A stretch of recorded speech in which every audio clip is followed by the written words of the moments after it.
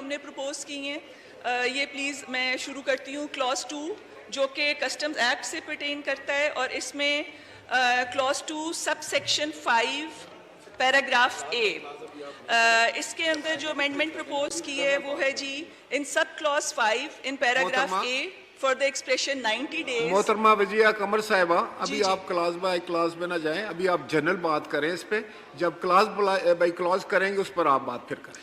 Okay ٹھیک ہے جی. اس میں کسٹمز ایکٹ سے متعلق جی ایک تو جو امینڈمنٹس ہیں ان میں یہ کہا گیا ہے کہ پروویژنل لائبلٹی جو ہے اس کے بعد بھی ڈٹرمنیشن آف لائبلٹی کے لیے 1 مہینے سے زیادہ نہ ٹائم دیا جائے. تو یہ کیونکہ پہلے اس میں یہ تھا کہ 6 مہینے سے کم کر کے اس کو 3 ماہ کیا گیا تھا, میرے خیال میں یہ تھا کہ 3 مہینے سے بھی وہ زیادہ ہے, اس کی ایفیشنسی بڑھانے کے لیے کسٹمز کی اس کو 1 مہینہ کیا جا سکتا ہے.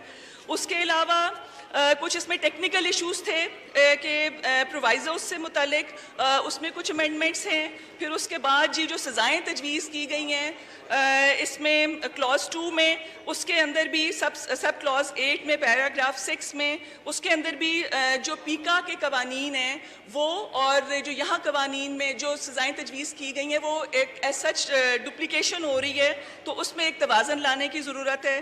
اس کے علاوہ سیزر کے پروسیس کے اوپر بھی سیکشن 170 میں موجود ہے, اور وہ 170A میں جو نیا سیکشن ہے اس کے اندر موجود نہیں ہے.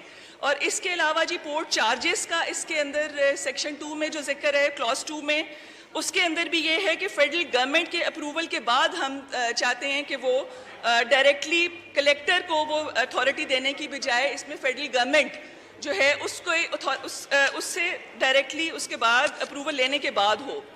اور کسٹمز ایکٹ میں جو اس میں جو کچھ ٹیکنیکل ہے وہ میں نے آپ سے بات کی ہے کہ وہ اس کے اندر انسرٹ کی گئی ہیں, ان کو پلیز دیکھ لیں.